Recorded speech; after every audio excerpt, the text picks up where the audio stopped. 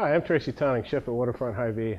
I'm going to go ahead and show you guys a couple different tips as far as cutting up vegetables. Start with a green bell pepper.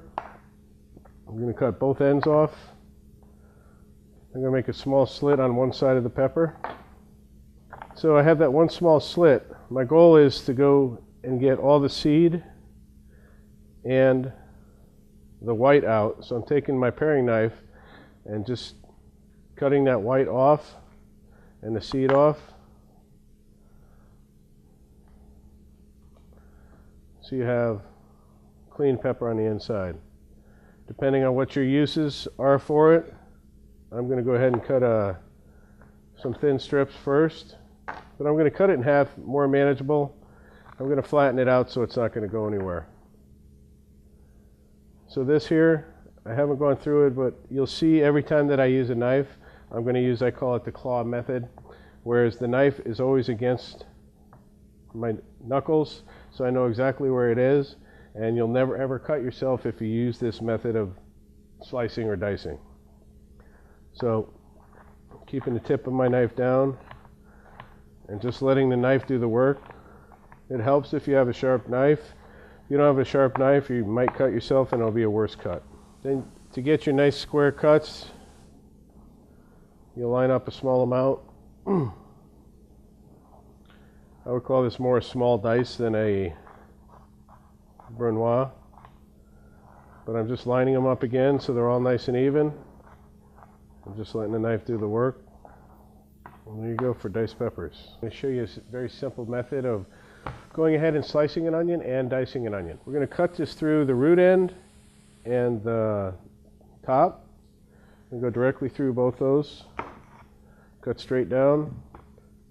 Lay your onion flat, and you're just going to cut the tip off of both, making sure to get that root end.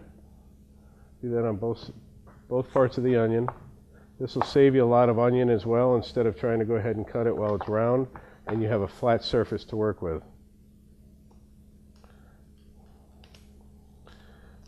And it makes it a lot easier to peel this way. But you want to peel all the paper off of that. So I'm just going to take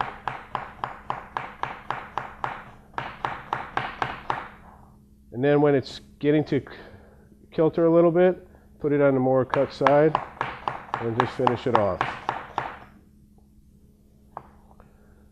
That's for your sliced onion. Now for a diced onion, you still have your two sides. You have your core side, which will hold together, and then your roots, the top side, which you want to put it the core side away from you, and I'm going to make a cut 3/4 of the way through the onion. I won't cut all the way through so I can go ahead and hold the onion together still. And you can make this as thin as you want or as thick as you want. It's going to be for a small to medium diced onion. And you can see, I have it all cut, ready to go. And all I'm going to do is let my knife go down here.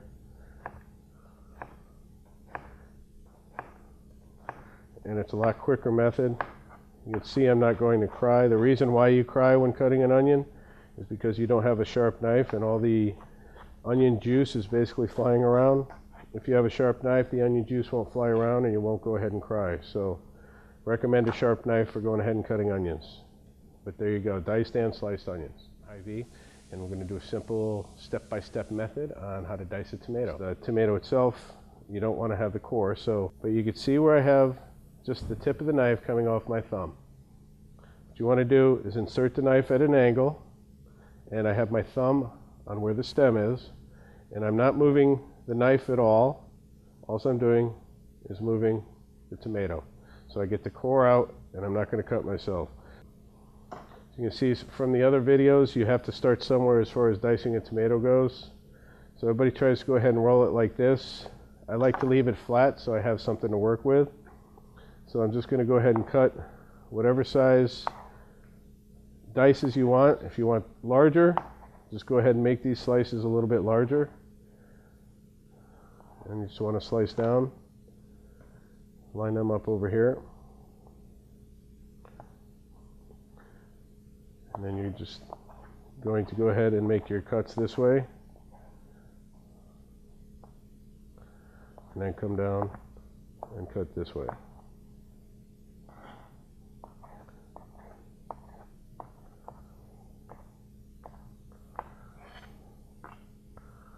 There you go. Perfect for salsa, pico de gallo, caprese salad, whatever you'd like to do with it.